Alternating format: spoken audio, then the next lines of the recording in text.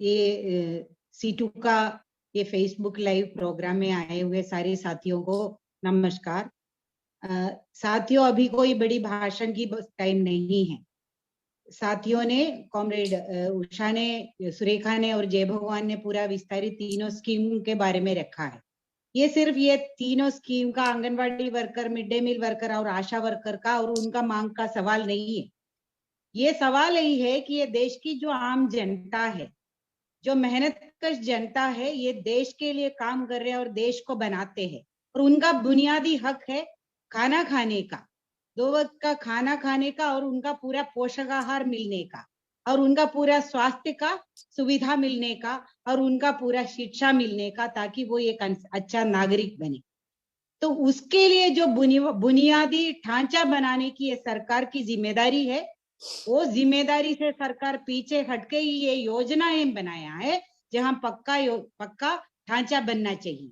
ये इसमें ही एक धोखा है और वो भी लोगों ने लड़ के उसको और ढांचा को मजबूत करने के लिए पूरा किया है। तो वो थोड़ा थोड़ा और जाने के लिए मजबूर हो रहा था सरकारें। तो इसको और पीछे दरवाजे से इसको खत्म किया जाने के लिए और इसको निजीकरण करने के लिए पूरा प्रयास किया जा रहा है। इसी एक जो है दिशा में ही ये जो मोदी का एक और ये दूसरा, दोनों सरकारें और उससे पहले का सरकारें भी बहुत कोशिश किया था, और ये जो दोरे सरकारें जो है हर स्तर पे लोगों को जीवन में हर हद कर लिया है। महंगाई हो, बेरोजगारी हो और जो लोगों की जो बुनियादी जो सेवाएं मिलना चाहिए उसके लिए जो भी हो, ये सारी जगह में जो हर एक मेहनत कर जनता, आम जनता परेशान है और वो राहत के लिए देख रहे हैं कि अपने बच्चे और अपने लिए जो स्वास्थ्य का और शिक्षा का और खाने का ये प्रबंध के लिए ऐसी योजनाओं के ओर देख रहे हैं। तो यही हाल है और वो सेवाएं जनता तक पहुंचाने वाले हमारी जो स्कीम वर्कर्स है, उनको तो गुलाम से भी बदतर समझ के उनका शोषण किया जा रहा है। और अभी जो हाल ही में जैसा उषा ने बताया है कि आरएसएस का पूरा एजेंडा करवाने के लिए उनको काम दिया जा रहा है कि वो अपना आरएसएस का भी एजेंडा उसी के ये योजनाओं के तहत में करवा दे। और इसी हालात के अंदर में जो हमारी जनप्रतिनिधि है, और अभी अगले बजट आने वाला है, 1 फरवरी 2023 को बजट आएंगे।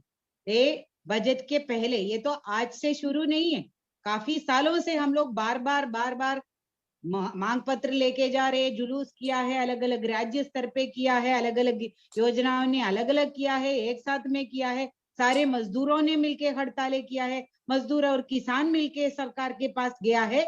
लेकिन इस दौरान में हम पिछले सालों में देखा है, जो कोविड काल में जो सबसे घटिया काम ये सरकार ने किया है, जनता का हर एक हक छीना गया है और योजनाओं को खत्म करने का भी बात है, ट्रेड यूनियन का हक भी है, न्यूनतम वेतन 8 घंटे का काम, ट्रेड यूनियन बनाने के अधिकार भी छीना गया है, ये 4 लेबर कोड भी लेके आया है और खेतीगर मजदूर और किसानों के लिए भी ऐसे कानून लेके आया है। तो इसी प्रकरण में हम लोग अपना आंदोलन को आगे बढ़ाते हुए ये 6 जनवरी का कार्यक्रम किया है।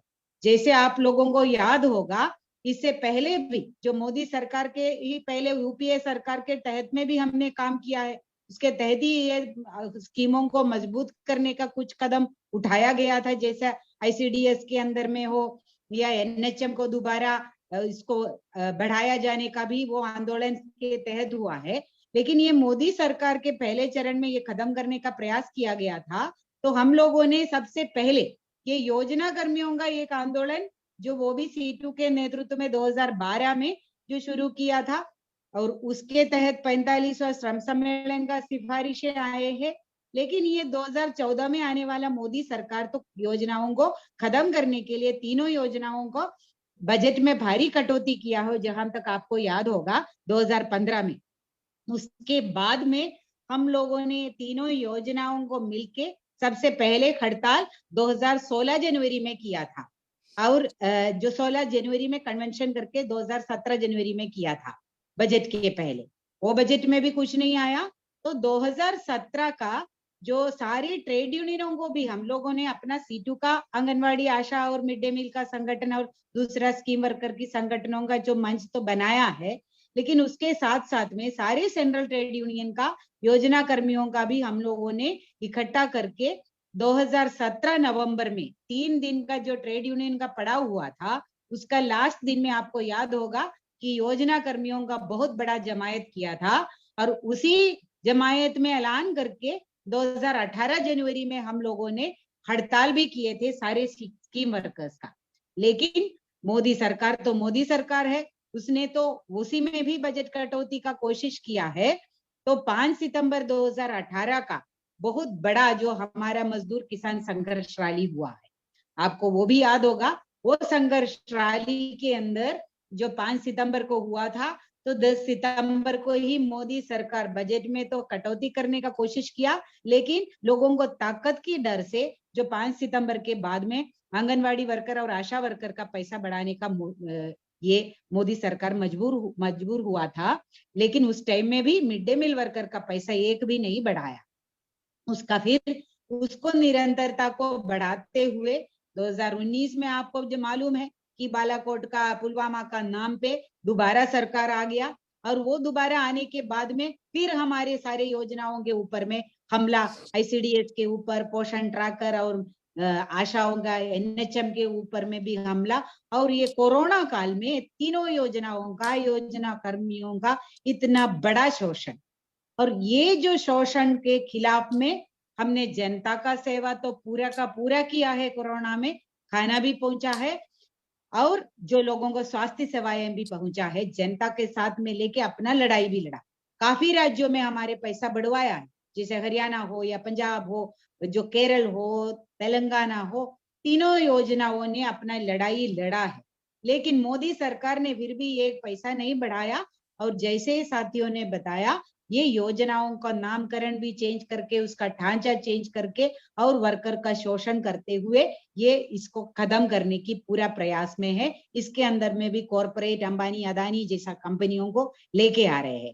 तो हमारे पास में ये जो चुनाव भी आएंगे, तो वो चुने हुए प्रतिनिधियों को हम लोग जवाब मांगने का शुरू किया था अभियान, उसको और तेजी से और मजबूती से करना है। और ये 6 जनवरी को तो हमें करना ही करना है। हर एक जनप्रतिनिधि के पास जाना है और जवाब मांगना है कि तुम किस लिए इस सत्ते में बैठा है, ये जो ये पोस्ट में बैठा है, और हमारे लिए है या अंबानी अदानी और ये बीजेपी के पक्ष में है। तो ये जवाब तो हम मांगेंगे। लेकिन साथियों, हमारा पूरा ये सरकार इसमें मानेगा और कुछ करेगा, ये 1 फरवरी का बजट में पूरा कोई उम्मीद नहीं है। तो इसका अगला चरण के लिए भी हम पूरा तैयारी में, और कर लिया तो ठीक है। लेकिन ये जो काले कानून है, किसान का भी, हम लोग किसान परिवार से भी है, खेतीहर मजदूर परिवार से भी है, और ये जनता की हक की बात है। तो इसमें हम लोगों को वो सारा मुद्दे है, अभी भी पेंडिंग है। न्यूनतम वेतन का मुद्दा है, सुप्रीम कोर्ट का है, ग्रेजुइटी का है, ये सारा मुद्दे हमारा पेंडिंग है। तो उसको लेके हमें और बड़ा मजबूती का आंदोलन खड़ा करना है। इसीलिए जैसे बताया गया है, सीआईटीयू, खेत मजदूर यूनियन और किसान सभा ने मिलके ये भी तय किया है 5 अप्रैल को दिल्ली के अंदर दोबारा हमारा 5 सितंबर 2018 में जितना जमायत हुआ है उसका दुगुना जमायत करके दिल्ली को लाल कर देंगे, और ये सत्ताधारी लोगों को उसको चुनौती देंगे। तो उसके लिए भी ये उसका साथ साथ में ये कैंपेन करना है, जनता के पास में भी जाना है और उनको बोलना है ये लड़ाई हमारे अपने हक के लिए भी है, लेकिन आपके हक के लिए भी है। तो उसके लिए भी पूरा तैयारी करें। और ये 6 जनवरी पूरे भारत के मजदूर आंदोलन के इतिहास में और स्कीम वर्कर के आंदोलन के इतिहास में भी एक बहुत बड़ा दिन होगा, हमारा पूरा विश्वास है। और जो आम जनता से भी, आम वर्कर से भी, आम खेतीहर मजदूर से भी, किसानों से भी हम अपील करते हैं, ये आप लोगों का भी हक की लड़ाई है, हमारा पूरा समर्थन में आए और ये 6 जनवरी का हमारा जवाब मांगो अभियान को पूरा सफल बनाए। इंकलाब जिंदाबाद।